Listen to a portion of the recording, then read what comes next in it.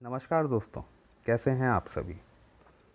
मैं आपका अपना ज्योतिष मित्र श्लोक वर्मा आपके अपने चैनल श्री हनुमंत कृपा पर आपका हार्दिक स्वागत करता हूं, अभिनंदन करता हूं।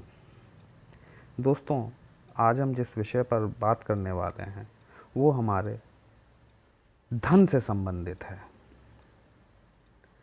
देखिए, आज के युग में धन आदमी की मूलभूत आवश्यकता है। अगर किसी के पास धन नहीं है तो वह कितना ही बड़ा सद्गुणी क्यों ना बना रहा है, उसकी समाज में कोई पूछ परख नहीं होती। और धन होना आज उतना ही आवश्यक है जितना जीवन के लिए सांस लेना। तो हम आज जब बात कर रहे हैं तो हम इस विषय पर बात करने वाले हैं कि हम अपने धन भाव को कैसे एक्टिव करें। और ये जो हम चर्चा करने वाले हैं ये हम लाल किताब पर आधारित चर्चा करने वाले हैं। देखिए, वैदिक में इसलिए मैं नहीं जा रहा हूँ कि मेरे पास में बोर्ड नहीं है, मेरा बोर्ड अभी तक बनकर नहीं आया ताकि मैं आपको चार्ट बनाकर समझा सकूँ। लाल किताब को समझना और समझाना दोनों बड़े आसान होते हैं, इसलिए मैंने सोचा कि क्यों ना आज आपको लाल किताब के अनुसार मैं समझाऊँ। लाल किताब में पहले भाव से लेकर 12 भाव तक नॉर्मल होते हैं और हर व्यक्ति की पत्रिका मेष लग्न से ही शुरू होती है। तो जो हमारी पत्रिका का जो सेकंड हाउस होता है, जिसको कि धन भाव भी कहा जाता है, ये भाव हमारी धन, वाणी, कुटुंब और धर्म स्थान से भी संबंधित है।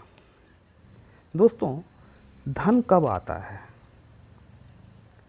धन तब आता है जब हमारा कर्म भाव एक्टिव हो। मतलब जब हम कर्म करते हैं तभी धन की प्राप्ति होती है। बिना किसी प्रकार का कर्म किए हुए किसी भी प्रकार की धन की प्राप्ति नहीं हो पाती। लेकिन कईयों बार ऐसा भी देखने में आता है कि आदमी भरसक प्रयत्न करता है, भरसक कोशिश करता है कर्म करने की, लेकिन उसके कर्म के अनुसार उसे यथोचित परिणाम प्राप्त नहीं हो पाते। इसके पीछे कारण ये है कि कर्म भाव एक्टिव नहीं हुआ होता। आप देखिए, जो भी कोई बिजनेसमैन है वो, या नौकरी पेशा आदमी है, वो कर्म भाव जब तक एक्टिव नहीं होगा तब तक आपको आपकी मेहनत का उचित परिणाम देखने को नहीं मिलेगा। तो अब हमें अगर पैसा चाहिए तो हमें अपने कर्म भाव को एक्टिव करना होगा। हमारी पत्रिका का दशम भाव जो होता है, आप देखेंगे पत्रिका में जहाँ पर 10 लिखा हुआ है वो आपका 10वां भाव है। कंफ्यूज मत होइएगा, मैं वैदिक से नहीं बता रहा हूँ, मैं लाल किताब के अनुसार बता रहा हूँ। तो जहाँ पर 10 लिखा हुआ है वो आपका दशम भाव है। दशम भाव लाल किताब के अनुसार शनि का पक्का घर माना जाता है। मतलब इस घर का कारकत्व जो है वो शनि के पास है। अब कई जातकों की पत्रिका में ये देखने में आता है कि दशम भाव खाली होता है, अर्थात वहाँ पर कोई ग्रह नहीं बैठा होता। तो अब हम ऐसी क्या रेमेडी करें जिससे कि हमारा दशम भाव एक्टिव हो जाए, क्योंकि जब दशम भाव एक्टिव होगा तभी हमारा धन भाव एक्टिव होगा। देखिए, शनि जो हैं, शनिदेव जो हैं, वो दशम भाव के कारकत्व को लेकर चलते हैं। और शनि को हमारे समाज में जो अंधे हैं, मतलब जो नेत्र जिनके नहीं हैं, नेत्र दृष्टि से जो विकलांग हैं, उनका कारकत्व भी शनि के पास में है। इसके अलावा हमारे समाज का जो मजदूर वर्ग है, जो लेबर है, क्लास है, वह भी शनि के अंतर्गत आता है। तो अब हम ऐसा क्या करें कि हमारा दशम भाव एक्टिव हो जाए? तो दोस्तों, लाल किताब जो कहती है वो यह कहती है कि आप 10 अंधे लोगों को भोजन कराएं।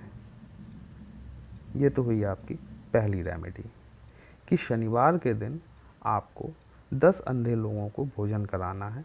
आप ये एक नियम बना लें कि 1 माह में या 1 तिमाही में या 1 छमाही में ये आपको कम से कम करना ही करना है।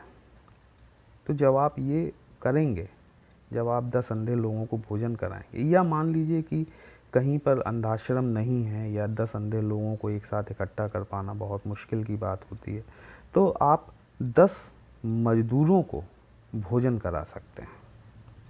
आप 10 मज़दूरों को भोजन कराएं तो आपका दशम भाव एक्टिव हो जाएगा।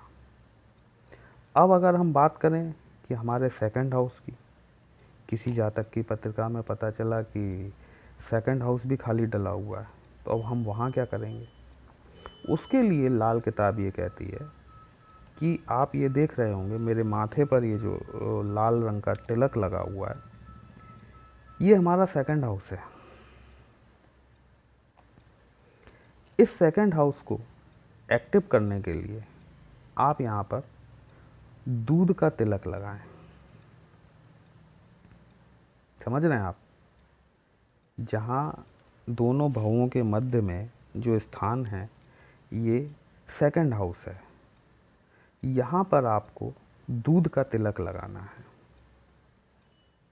इसके साथ ही आप यदि किसी अपने नज़दीक के धर्म स्थान में, आपके घर के आसपास कोई मंदिर हो या कोई ऐसा मंदिर हो जहाँ आपकी श्रद्धा हो, देखिए ये जो लाल किताब के उपाय हैं ये पूरे श्रद्धा भाव मांगते हैं।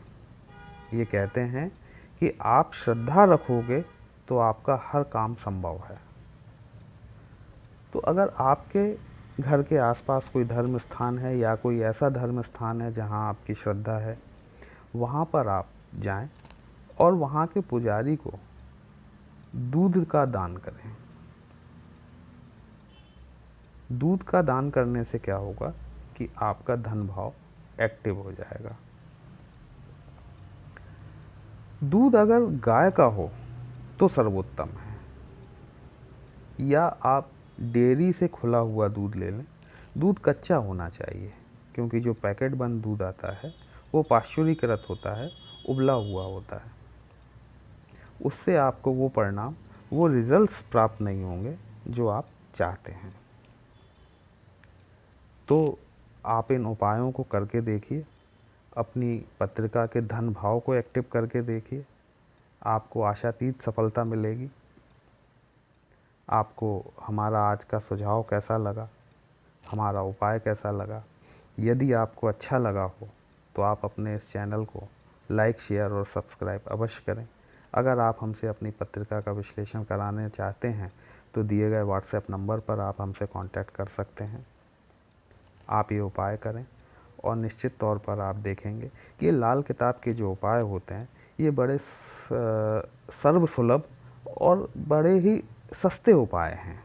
मतलब इनको हर आदमी कर सकता है। इसके लिए ऐसा कोई ज़रूरी नहीं है कि एक बहुत बड़ा मंत्र जाप करवाना हो या फिर बड़े आचार्यों को बुलाना हो, इसमें यज्ञ हवन वगैरह कराना हो, ऐसा कुछ नहीं है। लाल किताब के उपाय बड़े सर्वसुलभ हैं और इसे कोई भी व्यक्ति कर सकता है।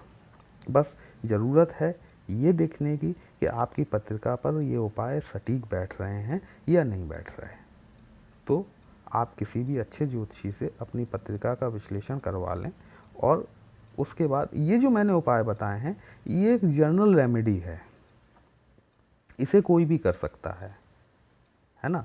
ये ऐसा कोई स्पेसिफिक पत्रिका के लिए नहीं है, ये उपाय कोई भी व्यक्ति कर सकता है और ये सभी पर कारगर होंगे। जैसे एक जेनेरिक दवाई आती है, वो नुकसान नहीं करती है आपको, वो आपके लिए हार्मफुल नहीं होती। इसी तरीके से ये कुछ लाल किताब के जेनेरिक उपाय होते हैं जो सभी कर सकते हैं। स्पेशल उपाय जो होते हैं वो तो खैर पत्रिका देख के ही विश्लेषण किया जा सकता है, लेकिन जेनेरिक उपाय कोई भी कर सकता है। तो आप निश्चित तौर पर इसे करें, इसका लाभ उठाएं और अपने धन भाव को एक्टिव करें, ताकि आपका पर्स भी हमेशा लक्ष्मी से भरा रहे। चलिए कल फिर मिलते हैं, तब तक के लिए जय श्री राम।